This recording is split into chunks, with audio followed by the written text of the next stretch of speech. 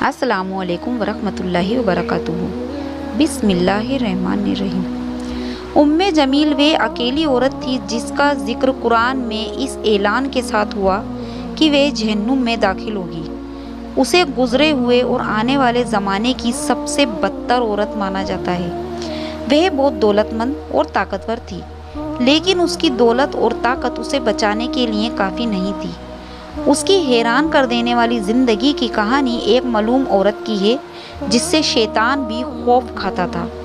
اس کی جدوجہد کفر کی اسلام سے جنگ کی مثال تھی۔ آج کے دور میں اسلام کے دشمنوں کو سمجھنے کے لیے پہلے اسے سمجھنا ضروری ہے۔ اس نے اپنے شوہر کو ایمان لانے سے روک دیا اور اپنی طاقت کا استعمال مسلمانوں کو اذیت دینے کے لیے کیا۔ وہ اتنی بدتر تھی کہ اس کے اعمال دیکھ کر شیطان بھی حیران ہو جاتا۔ ایک بار پھر ہم آپ کے لیے ایک دہلا دینے والا داستان لے کر آئے ہیں۔ چینل کو سبسکرائب کرنا نہ بھولیں اور ویڈیو کو لائک اور شیئر کرنا بھی نہ بھولیں۔ تو چلیے شروع کرتے ہیں۔ ضمیر قریش قبیلے سے تعلق رکھتی تھی جو مکہ کے سب سے طاقتور قبیلوں میں سے ایک تھا۔ اس کے والد حب بن امیہ مکہ کے موجز سرداروں میں سے تھے، جس سے جمیل ایک بڑے اور مشہور خاندان میں پیدا ہوئی تھی۔ وہ ایک اونچے خاندان کی عورت تھی، لیکن اس کا اثر اس کے اخلاق پر اچھا نہیں پڑا۔ بچپن سے ہی وہ حد سے زیادہ حوصلہ مند، مغرور، غصیل تھی۔ کم عمر میں اس کی شادی ابو لہب سے ہوئی، جو عبد المطلب کا بیٹا تھا۔ ابو لہب مکے کے سب سے دولت مند اور طاقتور لوگوں میں سے ایک تھا۔ اس کی دولت نے جمیل کو، جو شان و شوکت اور عیش و عشرت کو پسند کرتی تھی، بے حد خوش کر دیا۔ ابو لہب نے بہت دولت کمائی۔ جہنم کی ماں سب سے خطرناک عورت جمیل اپنی کی زبان کے لیے جانی جاتی تھی۔ وہ ایسی عورت نہیں تھی جو صرف اپنے شوہر کی دولت پر نربھر ہو۔ وہ اپنے آس پاس کی عورتوں کو پربھاوت کرتی، افواہیں پھیلاتی اور جسے نفرت کرتی اس کی عزت کو مٹی میں ملا دیتی تھی۔ اس سے اس کا گھمنڈ اور بڑھ جاتا، لیکن حقیقت یہ تھی کہ وہ اپنی طاقت اور دوسروں کی نظر میں اپنی عزت کھونے سے ڈرتی تھی۔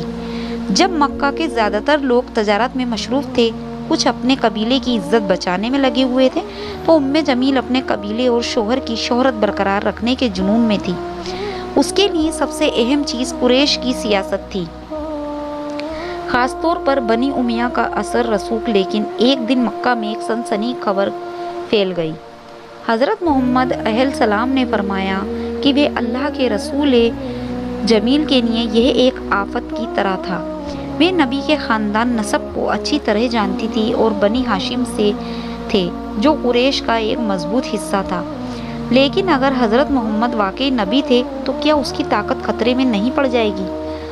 جمیل کے لیے اصلی مسئلہ سچائی نہیں بلکہ قبضہ تھا۔ اگر اسلام مکہ میں پھیل گیا تو قریش کی بادشاہت بدل جائے گی اور اس کا غرور ٹوٹ جائے گا۔ یہی وجہ تھی کہ وہ اسلام کے خلاف جنگ چھیڑنے والی پہلی عورتوں میں سے ایک بنی۔ اس کا شوہر ابو لہب پہلے ہی نبی کے مقابلے میں آ چکا تھا، لیکن جمیل نے اس نفرت کو اور آگے بڑھایا۔ اس نے صرف اسلام کی مخالفت نہیں کی بلکہ اسے مٹانے کی ہر ممکن کوشش کی۔ نبی کی عزت کو گرانے اور مومنوں کو ڈرانے کی سازشیں رچی۔ اس کی زہریلی باتیں مکہ کی تنگ گلیوں، گھروں کے آنگنوں اور کعبہ کے ارد گرد گونجتی تھیں۔ وہ صرف ایک دشمن نہیں تھی بلکہ فتنہ کا ایک بہت بڑا ہی ذریعہ بن گئی تھی۔ لیکن اس کی اصلی جنگ تو اب شروع ہوئی تھی۔ جمیل کے لیے اسلام صرف ایک عقیدہ نہیں تھا بلکہ اس کی زندگی کے لیے ایک سنگین خطرہ تھا۔ مکہ میں ایک شخص ایسا تھا جس نے برسوں سے چلے آ رہے نظام کو للکارا۔ حضرت محمد صلی اللہ علیہ وسلم اور وہ اس نئے دین کے پھیلنے کو روکنے کے لیے کچھ بھی کرنے کو تیار تھی۔ شروع میں اس نے اسے گمبھیرتا سے نہیں لیا۔ جب اس نے حضرت محمد کی نبوت کا اعلان سنا تو سوچا یہ زیادہ دن تک نہیں ٹکے گا، لیکن جیسے جیسے لوگ ان کے پیچھے چلنے لگے، جمیل کا دل خوف اور غصے سے بھر گیا۔ اپنے شوہر ابو لہب کے ساتھ مل کر وہ اس مخالفت کی ایک بہت بڑی رہنما بن گئی جو اس نئے دین کے خلاف لڑے۔ جمیل بھی شامل تھی۔ وہ مکہ کی عورتوں پر زبردست اثر رکھتی تھی۔ اس کی ایک بات پوری بستی میں تیزی سے پھیل جاتی تھی۔ اس نے اس طاقت کا استعمال اسلام کو نقصان پہنچانے کے لیے کیا، جھوٹی باتیں کری، غلط افواہیں پھیلائیں۔ محمد پاگل ہے اور وہ کہتی وہ ایک جادوگر ہے، وہ لوگوں کو ڈراتی وہ جھوٹے ہیں اور مکہ کے نظام کو تباہ کر رہے ہیں۔ وہ دعویٰ کرتی تھی اس کے جھوٹ صرف لوگوں کو دھوکہ دینے کے لیے نہیں بلکہ اس کا اصلی مقصد نبی کی عزت کو گرانا اور لوگوں کو ان سے دور کرنا تھا۔ اس مقصد کو پانے کے لیے اس نے سب سے گری ہوئی چالیں چلیں۔ ایک دن مکہ کے بازار میں اس نے لوگوں کو جمع کیا اور چلائی، محمد تو اپنے گھر والوں کو بھی تکلیف دے رہے ہیں، لیکن حقیقت اس کے بالکل الٹ تھی۔ نبی مکہ کے سب سے اچھے اور امانت دار انسان تھے، پھر بھی جمیل نے جھوٹ پھیلا کر ان کی شہرت کو مٹانے کی کوشش کی۔ جمیل کی سب سے بڑی دشمن حضرت خدیجہ تھی۔ وہ مکہ کی سب سے عزت دار عورتوں میں سے ایک تھی، نبی کی سب سے مضبوط حمایتی بھی۔ جمیل کو حضرت خدیجہ سے شدید حسد تھا۔ وہ ان کا مذاق اڑاتی، مکہ کی عورتوں کو ان کے خلاف بھڑکاتی اور انہیں تنہا کرنے کی کوشش کرتی، لیکن چاہے اس نے جتنی بھی کوشش کی وہ حضرت خدیجہ کی سنجیدگی اور وقار بری شخصیت کے سامنے کامیاب نہیں ہو سکی۔ اسی وجہ سے جمیل نے اسلام سے اپنی نفرت حضرت خدیجہ کے ذریعے دکھانی شروع کی۔ اس نے گھر آنے والی عورتوں کو دھمکایا، اگر تم ان سے ملنا جاری رکھو گی تو ہم تمہیں سماج سے نکال دیں گے۔ لیکن حضرت خدیجہ رضی اللہ تعالیٰ عنہ ان جھوٹوں کے مقابلے میں صبر اور حوصلوں سے کام لیتی۔ ان کے دل میں جو شخص تھا وہ جمیل کے غصے سے کہیں بڑا تھا۔ جمیل نے صرف زبان سے ہی نہیں بلکہ اصلی طور پر اسلام کو روکنے کی پوری کوشش کی۔ اس نے نئے مسلمانوں کو ڈرانے اور انہیں اسلام چھوڑنے پر مجبور کرنے کی سازشیں بنائیں۔ اس نے قریش کے سرداروں کو اکسایا تاکہ مسلمانوں پر ظلم اور سختی کو بڑھایا جائے۔ اس نے ان راستوں پر پتھر اور کانٹے بچھائے جہاں نبی چلتے تھے تاکہ انہیں تکلیف پہنچا سکے۔ اس نے لوگوں کو، مسلمانوں کو کاروبار اور سماجی زندگی سے باہر کرنے کے لیے اکسایا۔ ایک دن جب نبی کعبہ کے آس پاس نماز ادا کر رہے تھے تو ابو لہب اور جمیل نے اپنے آدمیوں کو حکم دیا کہ ان پر گندگی پھینکیں۔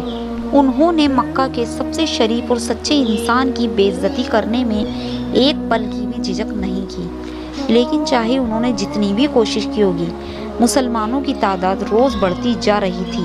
یہ دیکھ کر جمیل پاگل ہو گئی۔ اب اس کے لیے جھوٹ اور الزامات کافی نہیں تھے، اس نے نبی کو قتل کرنے کی سازشیں بنانی شروع کر دی۔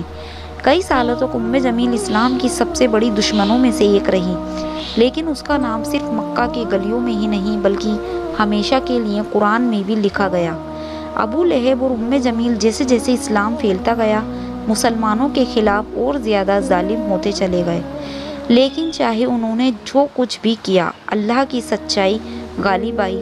سورہ المسد۔ ابو لہب اور اس کی بیوی پر اللہ کی کھلی لعنت تھی۔ جب یہ سورہ نازل ہوئی تو جمیل اور ابو لہب کی تقدیر طے ہو گئی۔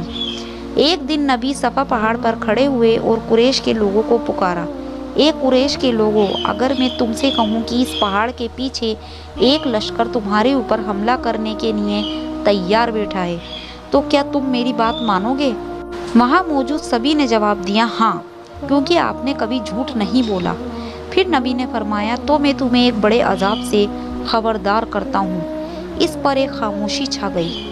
یہ اسلام کی کھلے عام دعوت کی شروعات تھی، لیکن ابو لہب غصے سے بھرا ہوا نبی کی بات کو چکرا گیا۔ ابو لہب اچھل پڑا اور چلایا، کیا تم نے بس یہی کہنے کے لیے اکٹھا کیا؟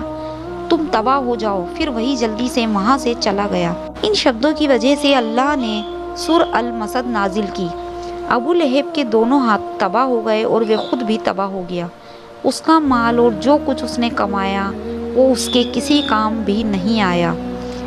وہ جلدی دھکتی ہوئی آگ میں داخل ہوگا اور اس کی بیوی لکڑیاں ڈھونے والی اس کے گلے میں کھجور کی رسی ہوگی۔